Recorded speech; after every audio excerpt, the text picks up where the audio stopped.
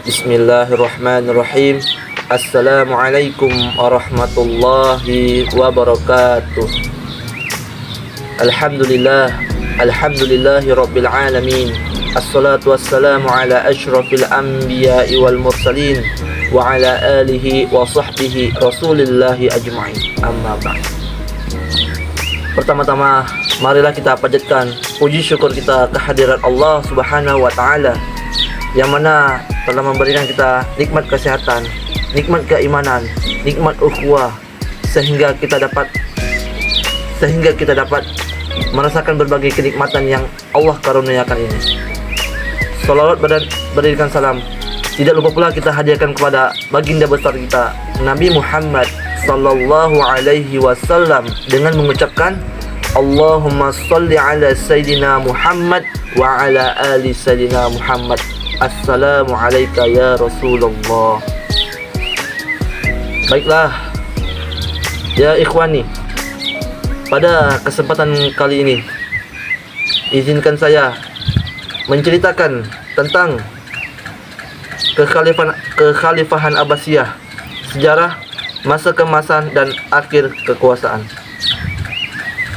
Kekhalifahan Abbasiyah atau Bani Abbasiyah adalah kekhalifahan ketiga Islam untuk meneruskan Nabi Muhammad sallallahu alaihi wasallam. Kekhalifahan ini didirikan oleh dinasti keturunan dari paman Nabi Muhammad, Abbas bin Abdul Muthalib, lahir pada 566 Hijriah, 566 Masehi sampai 652 Masehi. Dinasti Abbasiyah memerintah sebagai khalifah di Baghdad, Irak setelah menggulingkan kekhalifahan Umayyah dan revolusi Abbasiyah pada 750 Masehi. Khalifah Abbasiyah memindahkan ibu kota pemerintahan dari Damaskus ke Baghdad. Selama 5 abad pemerintahannya, kekhalifahan ini berhasil menjadikan dunia Islam sebagai pusat pengetahuan dunia. Yang berikutnya kita masuk ke revolusi Abbasiyah. Kekhalifahan Abbasiyah berusaha menggulingkan kekhalifahan Umayyah karena mengklaim sebagai penerus sejati Nabi Muhammad. Berdasarkan garis keturunan mereka yang lebih dekat, pemberontakan yang dilakukan Bani Abbasiyah didukung oleh sebagian besar orang Arab yang dirugikan dengan tambahan faksi Yaman dan mawali mereka. Muhammad bin Ali, yaitu cicit dari Abbas, kemudian mulai menjalankan kampanye untuk mengembalikan kekuasaan pemerintahan kepada keluarga Bani Hashim di Parsi pada masa pemerintahan Khalifah Umar II. Pada masa pemerintahan Khalifah Marwan II, pertentangan mereka semakin memuncak. Akhirnya pada 750 Masehi, Abu al-Abbas al-As-Saffah berhasil meruntuhkan dinasti Umayyah dan kemudian dilantik untuk sebagai khalifah.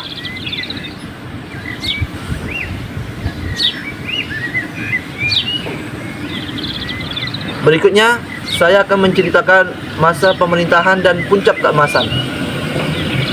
Selama masa pemerintahannya, kekhalifahan Abbasiyah menerapkan pola pemerintahan yang berbeda sesuai perubahan politik, sosial, dan budaya.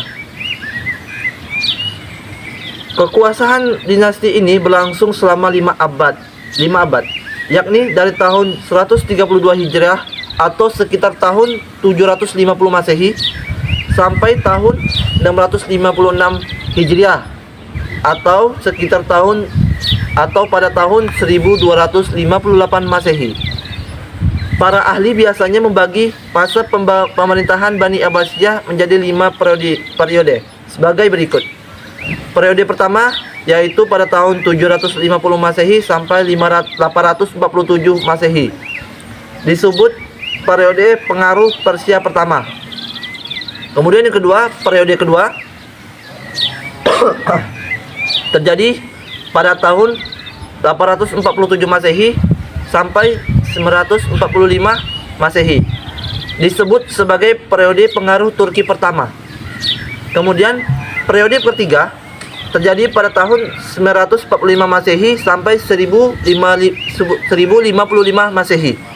Masa kekuasaan dinasti Bani Buaih dalam pemerintahan Khalifah Abbasiyah disebut juga masa pengaruh Persia kedua. Kemudian yang keempat, periode keempat terjadi pada tahun 1055 Masehi sampai tahun 1194 Masehi. Masa kekuasaan Daulah Bani Seljuk dalam pemerintahan Khalifah Abbasiyah disebut juga dengan masa pengaruh Turki kedua. Kemudian yang kelima, periode kelima terjadi pada tahun 1194 sampai tahun 1258 Masehi. Masa khalifah bebas dari pengaruh dinasti lain, tetapi kekuasaan hanya efektif di sekitar Baghdad dan diakhiri oleh invasi dari bangsa Mongol.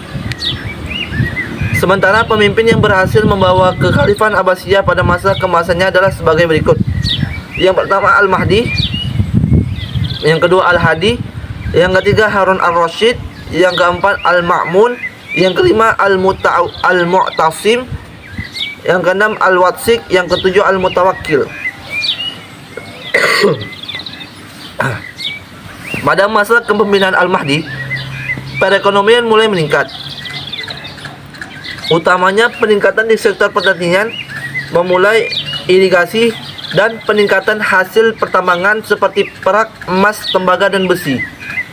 Selain itu, para pedagang yang transit dari timur dan barat juga banyak membawa kekayaan. Pada masa Khalifah Harun al-Rashid dan putranya Al-Ma'mun, kekayaan negara banyak dimanfaatkan untuk keperluan sosial, seperti mendirikan rumah sakit, lembaga pendidikan dokter, dan farmasi. 1. Jatuhnya kekhalifahan Abbasiyah. Runtuhnya kekhalifahan Abbasiyah dipengaruhi oleh beberapa faktor sebagai berikut. Yang pertama ada faktor persaingan antar bangsa. Khalifah Abbasiyah didirikan oleh Bani Abbas yang bersekutu dengan orang-orang Persia. Namun dalam prosesnya, orang-orang Persia tidak merasa puas dan menginginkan sebuah dinasti dengan staf dan negaranya. Sementara bangsa Arab beranggapan bahwa mereka istimewa dan menganggap rendah bangsa non-Arab. Oleh karena itu, muncullah dinasti-dinasti yang ingin melepaskan diri dari kekuasaan Baghdad. Kemudian faktor kedua ada faktor kemerosotan ekonomi. Meski sempat bergelimang kekayaan, kekhalifahan Abbasiyah mulai mengalami kemunduran di bidang ekonomi karena pendapatan terus menurun sementara pengeluaran mereka terus meningkat. Baiklah, sekian sedikit cerita dari saya. Terima kasih atas perhatiannya. Mohon maaf bila ada salah kata dari saya. Saya akhiri. Wabillahi taufiq wal hidayah waridho wal inayah. Wassalamualaikum warahmatullahi wabarakatuh.